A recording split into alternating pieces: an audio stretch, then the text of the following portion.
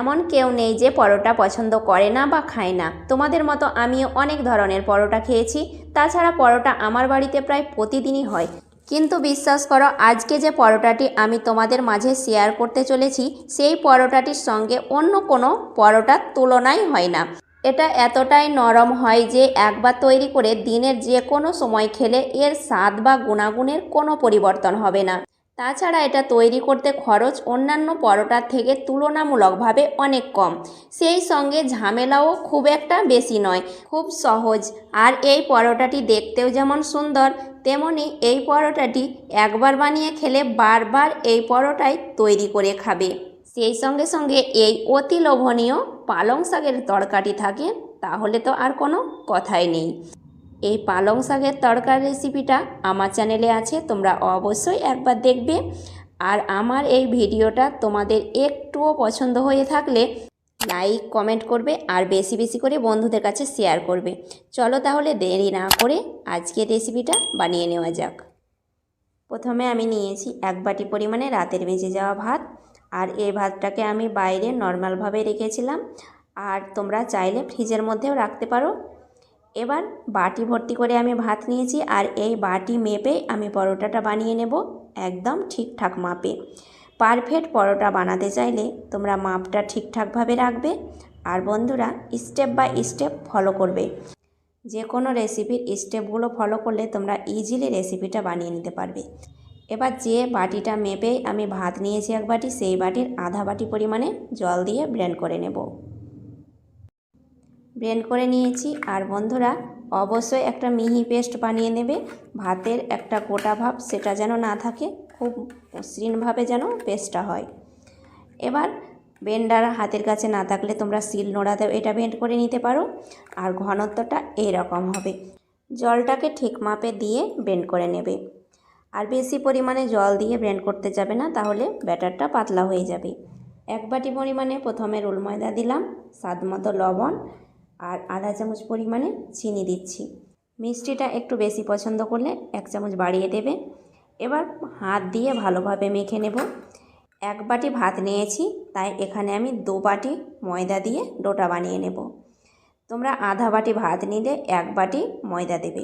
মাপটা ঠিকঠাকভাবে বানিয়ে নিলে পরোটাগুলো খুব ফুলকো হবে, নরম হবে। আবারও আমি 1 বাটি পরিমাণে ময়দা নিয়েছি, অল্প অল্প করে দিয়ে আবারও মাখাতে থাকবো। এবার 2 চামচ পরিমাণে দিয়ে দিচ্ছি সাদা তেল। এই পর্যায়ে আমি তেলটা দিচ্ছি যেন ময়দার সঙ্গে ভালোভাবে মেখে নেওয়া যায়, আর হাতে যে চ্যাটচ্যাটে ভাব হয়ে লেগে যায় সেটা আর লাগবে না। তাই আমি 2 চামচ মতো সাদা তেল অ্যাড করে দিলাম। দেখো, কিছুক্ষণ মাখাতে মাখাতে একটা সফট ডো বানিয়ে নিতে হবে। নর্মাল যে আমরা রুটি পরোটার ডো বানিয়ে থাকি তার থেকে একটু নরম করে। দেখতেই পাচ্ছ বন্ধুরা, এইরকম ডো বানিয়ে নিতে হবে একটা নরম। এবার আবারও আমি 2 চামচ মতো হাতে তেল নিয়ে ভালোভাবে ওপরে একটু ব্রাশ করে দিচ্ছি। তারপরে ঢাকা দিয়ে 10 মিনিট মতো রেস্টে রেখে দেব। 10 মিনিট মতো রেখে দিলেই পরোটাগুলো খুব নরম হবে আর ডোটাও ভালোভাবে সেট হবে। 10 মিনিট পর ঢাকা খুলে এবার আমি ডোটাকে আরও কিছুক্ষণ মতো মথে নেব। খুব সুন্দরভাবে সেট হয়ে গেছে। আর এরকম একটু নরম ভাব থাকবে, তবে পরোটাগুলো একটু বেশি নরম হবে। এবার কিচেন স্ল্যাবের ওপরে আমি কিছুটা ময়দা ছড়িয়ে কিছুক্ষণ ডোটাকে মথে নিচ্ছি, প্রায় 1 থেকে 2 মিনিট মতো। ডোটাকে 1 থেকে 2 মিনিট মতো আমি ভালোভাবে মথে নিলাম। এবার লেচিগুলোকে কেটে নিচ্ছি। আমি মাঝারি সাইজের পরোটাগুলো বানাবো, তাই একদম মাঝারি সাইজ করে লেচিগুলো কেটে নেব। এর থেকে তোমরা মোটা করেও পরোটা বানিয়ে নিতে পারো, বা বড় সাইজ করে বানাতে চাইলে একটু লেচিগুলো মোটা মোটা করে কেটে নেবে। একটা লেচি রেখে দিচ্ছি, আর বাকিগুলো ঢাকা দিয়ে দেব যেন ওপরটা ড্রাই হয়ে না যায়। এবার পরোটাগুলো বানাবার সময় অল্প একটু ময়দা ছড়িয়ে ডোটা বানিয়ে নেব। তারপরে রুটির মতো একটা বড় আকারের বেলে নেব। যেহেতু ডোটাকে আমি নরম করে সেনে নিয়েছি, তাই 2 থেকে 3 বার এইভাবে বেলতে কোনো অসুবিধা হবে না। ওপরে একটু ময়দা ছড়িয়ে একটু বড় আকারের রুটিটাকে প্রথমে বেলে নেব। আর বন্ধুরা, যেভাবে নর্মাল আমরা রুটি পরোটা বেলি গোল করে, সেভাবেই প্রথমে বেলে নেবে। রুটি পরোটা বেলতে আমরা কম বেশি সবাই জানি, কিন্তু এই পরোটা একটু আলাদা করে ভিতরের উপকরণগুলো দিতে হয়। তাই সাদা তেলটাকে ভালোভাবে আমি ব্রাশ করে দিচ্ছি। আর তেলটাকে আমরা হয়তো নর্মাল পরোটা বানিয়ে থাকলে খুব অল্প পরিমাণে ব্যবহার করি, আর এখানে একটু বেশি পরিমাণে তেলটা ভিতরে দিয়ে দিলাম। তারপরে ভালোভাবে ব্রাশ করে নেওয়ার পরে ভাঁজগুলো করে নিচ্ছি। দুই পাশের ভাঁজটা দিয়ে দেব। ভাঁজটা দেওয়ার পরে আবারও আমি একটু করে তেল দিয়ে দিচ্ছি। তেল দেওয়ার পরে আর একটা উপকরণ দেবে, সেটা হচ্ছে ময়দা। একটু ময়দা ছড়িয়ে দেবে, তাহলে ভেতরটা খুব ফাঁপালো হবে আর ফুলকো হবে। তাই একটু ময়দা ছড়িয়ে খুব সুন্দরভাবে দিতে হবে। সবশেষে আর এক ভাঁজ করে নেব। আর ভাঁজ করার পরে ওপরে আবারও একটু তেল দিয়ে ময়দা ছড়িয়ে নেব। অনেক বন্ধু আছে তেল খেতে একেবারে পছন্দ করো না, সেই সব বন্ধুরা খুব অল্প পরিমাণে তেল দিয়ে পরোটাগুলো বানিয়ে নেবে।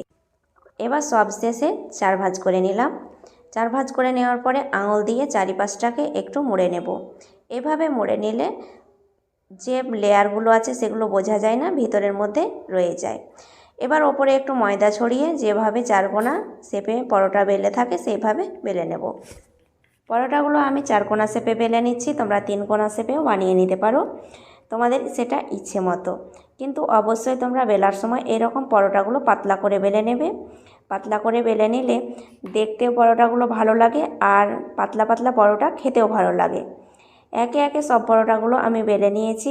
আর পরপর পরোটাগুলো রাখার সময় অবশ্যই ওপরে একটু ময়দা ছড়িয়ে রেখে দেবে। পরোটাগুলোকে এবার ভেজে নেব। পরোটা ভেজে নেওয়ার জন্য চুলোর মধ্যে একটা প্যান বসিয়েছি। প্যানটাকে ভালোভাবে প্রথমে গরম করে নিতে হবে। আর এই রকম একটা ছড়ানাযুক্ত প্যান নেবে, যেহেতু পরোটাগুলো একটু বড়। প্যানটা গরম হওয়ার পরে আমি পরোটাটা দিলাম, তারপরে প্রায় 15 থেকে 20 সেকেন্ডের মধ্যে আর এক পাশ করে দিলাম। আর একটু সঙ্গে সঙ্গে আর এক পাশ করে দিতে হবে, প্রথম পাশটা যেন বেশিক্ষণ জাল না হয়। তারপরে অপর সাইডটাকে একটু ঘুরিয়ে ঘুরিয়ে সেঁকে নিলাম। তারপরে 2 চামচ মতো তেল চারি সাইডে দিয়ে দিচ্ছি। পরোটার মধ্যে তেল দেওয়ার কারণ হচ্ছে পরোটাগুলো খুব তাড়াতাড়ি ফুলতে শুরু করবে। আর খুন্তি দিয়ে ভালোভাবে একটু চাপ দিয়ে দিয়ে সেঁকে নেব। তারপরে আর এক পাশ করে দিলাম। আর এই পাশটাতেও আমি 1 থেকে 1.5 চামচ পরিমাণে তেল ব্রাশ করে দিচ্ছি। আর বন্ধুরা, যে সাইডটা একটু ফুলতে সময় লাগবে সেই সাইডটাকে খুন্তি দিয়ে চাপ দেবে, দেখবে খুব সুন্দরভাবে চারি সাইডটা ফুলকো হবে। খুন্তি দিয়ে চারিপাশটাকে চাপ দিয়ে পরোটাগুলোকে খুব সুন্দরভাবে মুচমুচে করে ভেজে নেব। আর মুচমুচে পরোটা আমরা সবাই পছন্দ করি। দেখো এই পাশটাও ভালোভাবে হয়ে গেছে আর চারি সাইডটাও ফুলে গেছে। এবার আর এক পাশ করে দিচ্ছি। পরোটাগুলোকে ওপরটা একটু মুচমুচে করে সেঁকে নেব, কিন্তু ভেতরটা খুব নরম থাকবে। দেখো দুই পাশই ভালোভাবে আমি সেঁকে নিলাম আর খুব সুন্দরভাবে পরোটাটা রেডি হয়ে গেছে। এই রকম পরোটা খুব সহজে তোমরা ভেজে নিতে পারো, নরম তুলতুলে। দেখেই বুঝতে পারছো বন্ধুরা যে কতটা নরম তুলতুলে হয়েছে। আবারও আমি আর একটা পরোটা ভেজে দেখাচ্ছি। আর অবশ্যই বন্ধুরা, পরোটা ভাজার সময় আঁচটাকে লো টু মিডিয়াম করে ভেজে নেবে। এই পরোটা রেসিপিটা আমার বাড়ির সকলেই পছন্দ করে। আশা করছি তোমাদেরও বাড়ির সকলেই পছন্দ করবে।